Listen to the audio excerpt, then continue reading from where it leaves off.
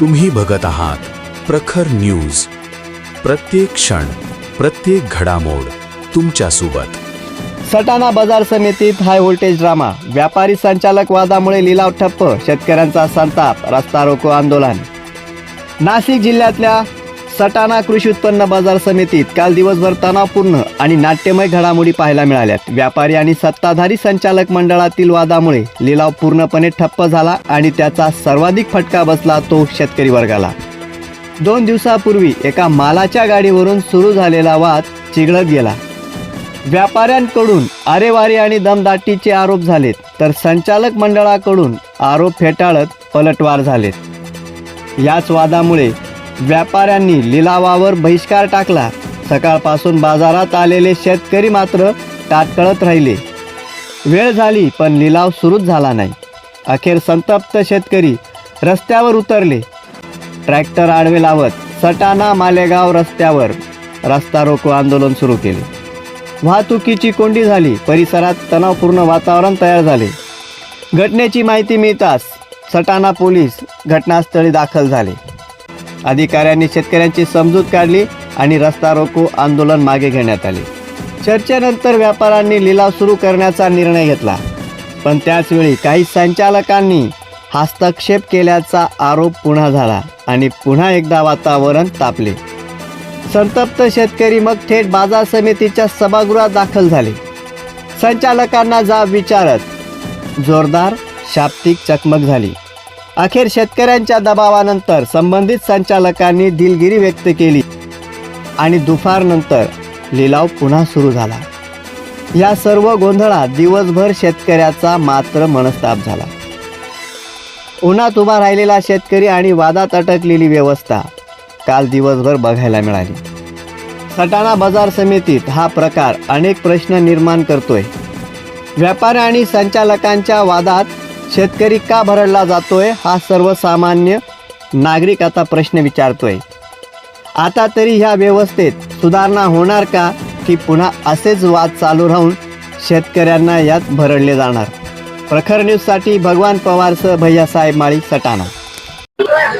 सटाणा शहरातील सटाणा कृषी उत्पन्न बाजार समितीमध्ये संचालक मंडळ आणि व्यापाऱ्यांमध्ये काही वाद झाला आणि त्यानंतर व्यापाऱ्यांनी निलाव रोखलेला आहे आणि ते व्यापारी सर्व हे बेमुदत संप त्यांनी पुकारलेला आहे. हा वाद अतिशय चिघळलेला असून यामध्ये मात्र सर्वसामान्य शेतकरी हा होळपला जातो आहे. शेतकऱ्यांना आपला शेतीचा आणलेला माल निलावासाठी, परंतु व्यापारी निलाव घेत होत नसल्यामुळे माल खराब होऊ शकतो. सध्या देखील वातावरण जे आहे ते पावसाचं आहे. यामुळे शेतकऱ्यांच्या शेतीचं मालाचं नुकसान होऊ शकतं. म्हणून शेतकरी आता आक्रमक झालेले आहेत. सटाणा कृषी उत्पन्न बाजार समिती असेल, त्याच्यातले जे काही व्यापारी असतील, संचालक मंडळ असेल, त्यांचा वाद असेल तो त्या जागेवर, परंतु याच्यामध्ये शेतकऱ्यांचं काय दोष आहे, शेतकऱ्यांना का वेठीस धरलं जात आहे आणि ज्या शेतकऱ्यांना वेठीस धरलं जात आहे असे सर्व शेतकरी आता या ठिकाणी रास्ता रोको आंदोलन करत आहे. सटाणा ते मालेगाव रस्त्यावरती हे रास्ता रोको आंदोलन शेतकऱ्यांनी सुरू केलेलं आहे. नेमकं शेतकऱ्यांची काय मागणी आहे, त्यांना काय अपेक्षा आहेत, आपण त्यांच्याकडून जाणून घेणार आहोत. दादा, तुमचं नाव? गिरीश मांडवडे, चौगाव. आपण हे रस्ता रोको आंदोलन का केलेलं आहे, काय तुमची नेमकी मागणी आहे? कारण की असं पण निलाव करत नाही 200 वाण्याच्या वर. कारण की आम्हाला शुक्रवारी भरावं लागतं, शनिवारी मार्केटला लावावं लागतं, रविवारीच जातो आणि सोमवारी निलाव करतात. त्याच्यामुळे ते मार्केटला कोंब फुटून जातात. काय ते पाणी पडलेलं आहे, मग खराब कांदे होतं. 100 पासून हे पुकारतात. त्याच्यामुळे हे मार्केट आहे ना बंद व्हायला पाहिजे, ही माझी अपेक्षा आहे. कुलूप लागलं पाहिजे डायरेक्ट. व्यापारी मध्ये आणि संचालक मंडळ मध्ये याचा टाळा नाही, हे मार्केटला कुलूप लागलं पाहिजे, ही माझी इच्छा आहे. आज नेमकं काय असं घडलेलं आहे की तुम्हाला इथे आंदोलन करायला बसावं लागतंय? शुक्रवारचा ट्रॅक्टर भरलाय, शनिवार लावलेलं आहे, आज सोमवारचा. नाही, नेमकं तुम्ही का आंदोलनाला का बसलेले, काय नेमकं तुम्हाला माहिती आहे या बाबतीत? आम्हाला माहित नव्हतं मार्केट बंद आहे, आम्ही लावलेलं आहे. आज मार्केट का बंद झालं बुवा अचानक, काही आम्हाला माहित नव्हतं. शेतकऱ्यांना देखील याची अजून पूर्ण कल्पना नव्हती की संचालक मंडळ असेल किंवा व्यापारी असतील त्यांच्यात काही वाद झालेला आहे आणि अचानक व्यापाऱ्यांनी आपलं हा संप पुकारलेला आहे आणि त्याचा फटका मात्र या सर्वसामान्य शेतकऱ्यांना बसलेला. आपण दुसऱ्या शेतकऱ्यांची प्रतिक्रिया जाणून घेणार आहे. काय वाटत आहे? संजय दौलत चव्हाण धांडरी. शेतकरीचा कुठलाही संबंध नसा, व्यापारी आणि संचालक यांचा संबंध असो. केव्हा बी बंद करतात, केव्हा बी काही करतात, यांच्या मनमानी पण झाल्या पाहिजे. तुम्ही आम्हाला फक्त 10 मिनिटं द्या, व्यापारी आणि संचालक कुठं जातात ते बघून घ्या. विषय असा आहे, सटाणा कृषी उत्पन्न बाजार समिती आणि त्यांचे घटक व्यापारी यांचं शनिवारी रविवारी काय अंतर्गत घडलं हे शेतकऱ्यांना माहित नाही ना. कृषी उत्पन्न बाजार समितीने शेतकऱ्यांना मेसेज टाकले ना, इंटरनेटवर मीडियावर त्याची माहिती दिली. प्रत्येक शेतकऱ्यांनी शुक्रवारी शनिवारी भरलेला माल इथं आणून ठेवलाय. इथं आल्यावर आज लिलावाच्या वेळेला कळतं की मार्केट बंद. याच्यात शेतकऱ्याचा दोष काय? आधीच निसर्गाने ओरपलेला अजून रात्रीचा निसर्ग त्यांना ठोकतोय. या भावनेने शेतकरी आलाय का चोर नाही तर चोराची लंगोटी. पण इथले भामटे चोरच ती लंगोटी घेऊन जात आहे शेतकऱ्याची. तर शेतकऱ्यांनी करायचं काय? हा लिलाव बंद करायचं कारण एकच, जर शेतकऱ्याला सूचना दिली नाही तर तुम्ही मार्केट चालू का ठेवलं? मार्केटचं गेट का बंद केलं नाही? तुमच्याच्याने जर लिलाव होणार नसतील, माल खरेदी होणार नसतील, तुम्ही कायमचं कुलूप लावून घ्या, एवढीच मागणी. आजचा जो माल घेणार आहे, जो पिंपळगाव, लासलगाव, चांदवड, उमराण्याला ज्या पद्धतीने जाईल.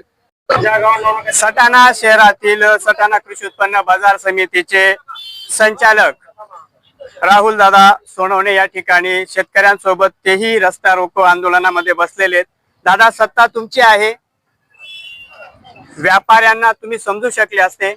व्यापाऱ्यांनी निलाव थांबवलाय, सत्तेत असताना सुद्धा तुम्हालाही रस्त्यावर बसावं लागते. नेमकं काय? सर्वप्रथम संचालक पद हे मी नगण्य समजतो. मी शेवटी शेतकरी नातू आहे, शेतकऱ्याचा पुत्र आहे, शेतकरी आहे. संचालक पदापेक्षा मला शेतकरी या नावामध्ये जास्त ताकद वाटते आणि आनंद वाटतो. सर्व माझ्या मायबापांना मी सांगू इच्छितो, हा आजचा बंद जो अवैधरित्या पुकारलेला आहे, त्या बंदला काल मी साकडं घातलं, विनंती केली. व्यापारी वर्गाला आपल्याच आय न्यूजच्या दरम्यान माध्यमातून विनंती केली की बंद पुकारू नका. तात्विक मनभेदांमध्ये शेतकऱ्यांची सशेवलपट करू नका. गारपिटीने तो त्रस्त आहे. येणारा निसर्गाचा काळ वाईट आहे. मी हात जोडले, विनंती केली, निरोप पाठवले ही दादागिरी बंद करा. सटाण्याची दादागिरी, लासलगावच्या धर्तीवर सटाण्याची दादागिरी चालू केलेली आहे. वास्तविक बघता संचालक म्हणून काम करताना वर्षभरात मला जे मार्केटमधले जे रेट बघतो, 100, 200, 300 रुपयाने रेट नेहमी मागे असतात. शेतकऱ्यांच्या रोषाला सामोरं जावं लागतं. लासलगावला, पिंपळगावला, उमराण्याला जर 1400 रुपये रेट असेल तर इथं 850, 900, 1000 रेट काढतात. का परवाकडे का संचालक आमचे किशोर खैरनार वनोलीचे, त्यांचा इथं माल जातो 600 रुपयाला आणि त्यांनी ते ट्रॅक्टर डोलबाऱ्याला 10 किलोमीटर नेलं, त्याच अर्धा तासात 1 तासात नेलं. तिथं माल जातो 800 रुपयाला. 150 रुपये क्विंटलच्या मागे 35-34 क्विंटलची ट्रॉली होती. 5000 रुपयाचा फरक अर्धा 1 तासाच्या आत मिळाला. इतकी मजुरी या व्यापारी वर्गामध्ये माजली असेल. मायबापांना तुम्हाला मी सत्य परिस्थिती सांगतो, शनिवारी सायंकाळी एक आयशर गाडी ट्रक बाजरी उतरवत होता. मुद्दा ऐका, आता मुद्द्यावर येतो मी. आयशर गाडीचा तपास करताना त्या आयशर गाडीच्या ड्रायव्हरने सांगितलं ही बाजरी पुणे येथून आलेली आहे. मी म्हटलं ठीक आहे बाबा, पुणे येथून आली काय हरकत नाही. नाशिक जिल्ह्यात बाजरीच नाही, माझ्या मायबापांना बाजरी उत्पन्न आमचं काहीच नाही म्हणून पुण्याहून मागवली. मग म्हटलं तिचं चलन द्या, परमिट द्या, लायसन द्या, बाजरीचं टनेज द्या. नाही म्हणे माझ्याकडे फक्त गाडीचं किती टनाची गाडी आहे त्याचं वजन आहे म्हणे. म्हटलं मग आमच्या इथलं मार्केट फीची पावती म्हणे नाही म्हणे. मग ज्या वेळेस आम्ही खोलात शिरलो त्यावेळेस ती गाडी मध्य प्रदेश येथील निघाली. आपल्याकडे ती पावती आहे, माझ्याकडे तो सबूत आहे. मध्य प्रदेश येथून निघाल्यानंतर समजल्यानंतर साहजिक आमचा रोष ओढावला गेला. आम्ही संतापलो. मार्केट फीट तुम्ही पुरवतात. आणि ज्या वेळेस संजय सुरोडे नावाच्या व्यापाऱ्याला जेव्हा बोलवलं ऑफिसला, त्यावेळेस त्यांनी आजपर्यंत अनेक चुका माझ्याकडून झालेल्या आहेत असं वजवलं, मान्य केलं. त्यावेळेस सगळ्या संचालकांनी सांगितलं मार्केटची प्रतारणा म्हणजे शेतकऱ्यांची प्रतारणा. परराज्यातून माल आणायचं यांचं काही काम नव्हतं. महाराष्ट्रात, नाशिक जिल्ह्यात, बागलाण तालुक्यात भरपूर बाजरी आहे. तुम्ही परराज्यातून बाजरी मागवतात आणि आपल्या बागलांच्या शेतकऱ्याच्या 200, 300, 400 रुपयापर्यंत बाजरीचे क्विंटलचे रेट हे तोडतात.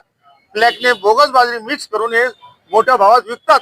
हे षडयंत्र लक्षात आल्यानंतर संचालक मंडळ आणि सचिव साहेब स्वतः तिथं साक्षीदार होते. आपण यांच्यावर पोलीस गुन्हा दाखल करायचा असं ठरवलं गेलं. परंतु इतर काही मान्यवरांच्या माध्यमातून, समज देण्याच्या माध्यमातून, लोकशाहीच्या माध्यमातून सदर संजय सुरोडेच्या नावाच्या व्यापाऱ्याला आपण समज दिली.